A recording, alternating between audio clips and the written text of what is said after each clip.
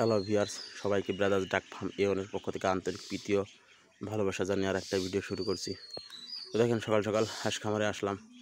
তো আপনারা সবাই আমাকে জিজ্ঞাসা করছেন যে দাদা আপনার পিকিংয়ের আপডেটটা তো দিলেন না। তো পিকিংয়ের আপডেট বলতে আপনার 10 দিনে পিকিং যে ওয়েট আসছে, তাও আমি আশাবাদী পিকিং আমি 4 কেজির উপরে বানাইতে পারবো। কারণ এখন আপনাদের A to Z আমি হলো খাবারের হিসাবটা আর কি দেওয়ার চেষ্টা করি। তো পিকিং হাঁস মূলত যে কী পরিমাণ খাবার খায় আর কি কি সমস্যাগুলো আসলে পিকিং হাঁস লালন পালন করলে ফেস করতে হয়। তো আসলে দেখেন, বিষয়টা হলো আমার খাবার গেছে এখন হলো যে নারিশের যে গ্রোয়ার যে ফিডটা দিতেছি আমি, গ্রোয়ার ফিডটা আপনার 10 দিনে গেছে হলো 10 কেজি, আর 15 কেজি খাবার হলো, তো প্রায় হলো 15 কেজি খাবার মতো হলো গেছে হলো 10 দিনে 15 কেজি খাবার আপনার হলো টোটালি গেছে। এখন আমি আর 2-3 দিন পর থেকে এদেরকে খাবার দিতে হবে।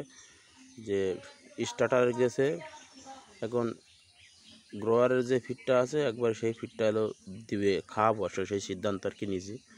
তো আপাতত হাঁসগুলো কিন্তু আমার একটা বাচ্চাও কিন্তু কাটে নাই। তো এখানে অল্প কিছু হাঁস দিয়ে আমি শুরু করছি, মূলত আপনাদের দেখানোর চেষ্টা করছি, আর আমি নিজেগুলো দেখার চেষ্টা করছি আসলে কি দেখি। তো যে পরিমাণ ওয়েট ধরছে, ভালো একটা ওয়েট কিন্তু হাঁসে কিন্তু ধরছে।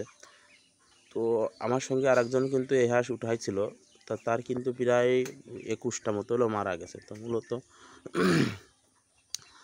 পিকিং হাঁস লালন পালনের কিছু টেকনিক আছে, সেগুলো যদি আপনি অবলম্বন না করতে পারেন তাহলে কিন্তু পিকিং হাঁস আপনি টিকাইতে পারবেন না। তো পিকিং হাঁস অতিরিক্ত খাবার খায়, পানি খায়, খাবার থেকে পানিটা একটু বেশি খায়। তো এই যে এখানে 6 লিটার করে পানি দেওয়া আছে, তো এই পানি আপনার আমার এখন কয়টা বাজে, আমার তো 12টার মধ্যেই আবার হলো এই পানিটা আবার দেওয়া লাগবে, মানে হিউজ পরিমাণ পানিটা ওরা আর কি খায়। তো পিকিং হাঁসের আর একটা সমস্যা আপনাদের আমি দেখাই, তো এরা প্রচুর পরিমাণে কিন্তু নোংরা করে। তো এই নোংরাটা আসলে মারাত্মক পরিমাণে নোংরা করে, এই হলো মেন একটা সমস্যা। তো যারা আসলে এই পায়খানা টায়খানা এগুলো পছন্দ করে না, তারা কিন্তু এই পিকিং হাঁস লালন পালন করতে পারবে না। তো মূলত আমারই কাছেই বিরক্ত লাগে এই যে পায়খানাটা, তাছাড়া কিন্তু এরা যে পরিমাণ ওয়েট ধরে আসলে কিন্তু কল্পনার বাইরে। তো দেখেন, আমার হাঁসের ওয়েট, বাচ্চার বয়স মাত্র 10 দিন, কিন্তু তো বাচ্চার যে ওয়েট আসছে, তো আমি এখানে প্রায় হলো 300, 350, 400 গ্রাম করে কিন্তু আছে এই বাচ্চার ওয়েট। তো আমি আপনাদের বলছি যে 3.5 কেজি, 3 কেজি 3.5 কেজি হলো 45 দিনে হয়। তো আমি 45 দিনে এই হাঁস 4 কেজির উপরে যাবে আমার আশাবাদী, যদি আমি আরেকটু ভালো খাবাই। তো আসলে অতিরিক্ত খাবার দিলেও কিন্তু আবার হলো সমস্যা, যার জন্য কিন্তু হিসেব করে আসলে হাঁসগুলোকে খাওয়াইতে হবে। কারণ এখন গরমের সময় যদি অতিরিক্ত খাবার খায় তাহলে কিন্তু স্ট্রোক করার সম্ভাবনা কিন্তু আছে। তো বাচ্চাগুলো মোটামুটি কিন্তু সব নিয়ে এলো সুস্থ আছে, সুস্থ স্বাভাবিক সব কিছু দিয়েই ভালো আছে। তো তারা জানতে চাচ্ছিলেন যে পিকিংয়ের আপডেটটা কী, তাদেরকে আপডেটটা দিয়ে দিলাম। মানে এরা এত পরিমাণ খায়, মানে এত পরিমাণ খাওয়ার পরে এরা হলো বমি করে, তারপরেও কিন্তু খাওয়া হলো ছাড়ে না, মানে এত হিউজ পরিমাণ খাবার কিন্তু খায়। তো এদের কিন্তু আর কিছুদিন পরে যখন 20 দিন প্লাস হবে, তা 20 দিন প্লাস হওয়ার পরে কিন্তু আমি একটা ভ্যাকসিন করার সিদ্ধান্ত নিয়েছি। তো 45 দিনে আসলে ভ্যাকসিন হলো করা লাগে না, কিন্তু আমি একটা ভ্যাকসিন করব। মূলত আমার যখন হলো বড় হাঁসে যখন হলো ডিমের হাঁসে যখন হলো সমস্যাটা হয়েছে, তখন থেকে ভাই আর আসলে মাথায় কাজ করে না যে শুধু শুধু 100 টাকার জন্য আসলে এমন একটা রিস্ক নেওয়াটা আসলে ঠিক হবে না।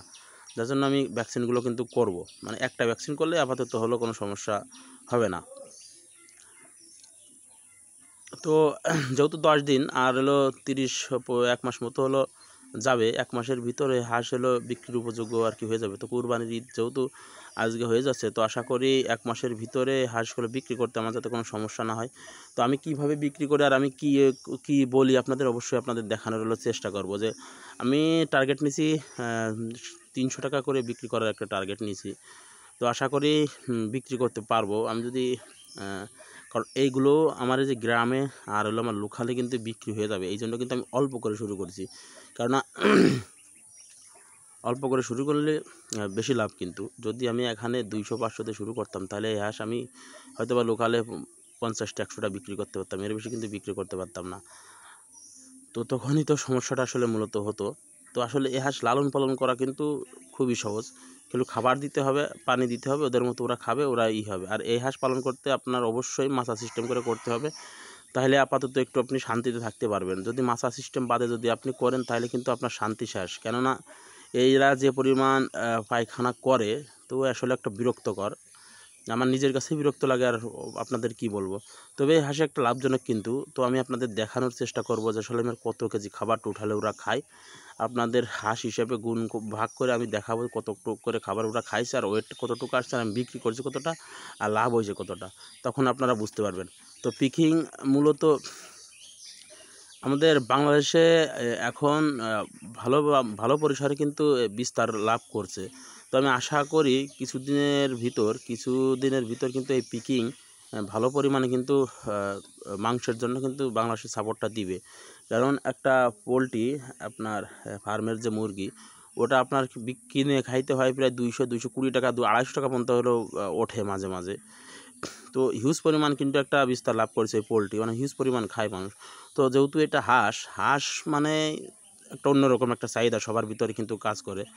তো এই হাঁস 300 টাকা কেজি আমি কিন্তু অনায়াসে কিন্তু বিক্রি করা যাবে। যদি আমি 250 টাকা করে বিক্রি করি তাও কিন্তু একটা প্রফিট থাকবে। মানে আমি যেভাবেই বিক্রি করে আপনাদের দেখানোর চেষ্টা করবো আসলে প্রফিটটা আসলে কেমন থাকে। তো মূলত সব কিছুই তো প্রফিটের উপর নির্ভর করে। আমি যাই করি না কেন, সে 2 কেজি বানায় আর 5 কেজি বানায় আর 10 কেজি বানায়, সেটা তো বিষয় না।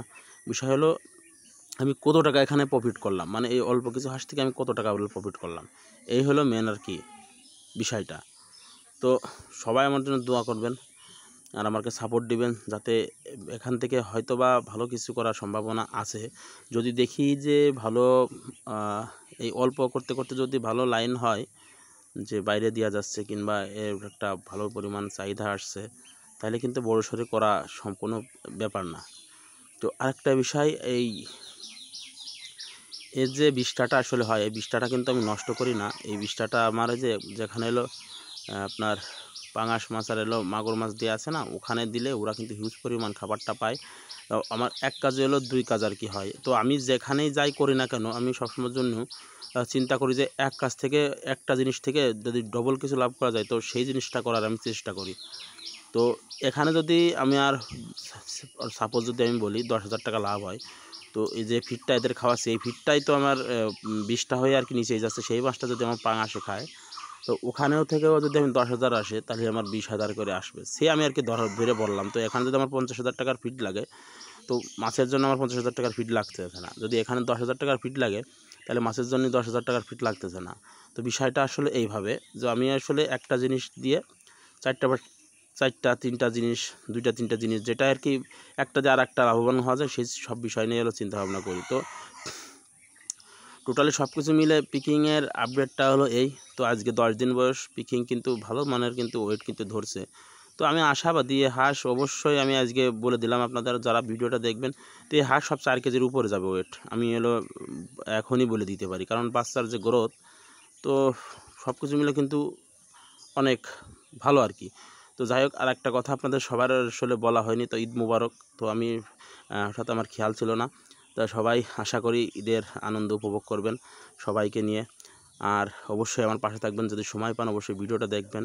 আর যারা চ্যানেলে নতুন, অবশ্যই চ্যানেলটা সাবস্ক্রাইব করে বেল বাটন অন করে একটা লাইক দিয়ে একটা শেয়ার দিয়ে অবশ্যই আমার পাশে থাকার চেষ্টা করবেন। তা ভিডিও আজকের মতো এখানে শেষ করব। সবাই ভালো থাকবেন। যাওয়ার আগে আবারও আমার ভুলক্রমে আসলে বলতে মনে নাই, সবাইকে ঈদ মোবারক, ঈদের শুভেচ্ছা। তো সবাই ভালো থাকবেন আর ঈদ উপভোগ করেন সুন্দরভাবে সবাইকে নিয়ে।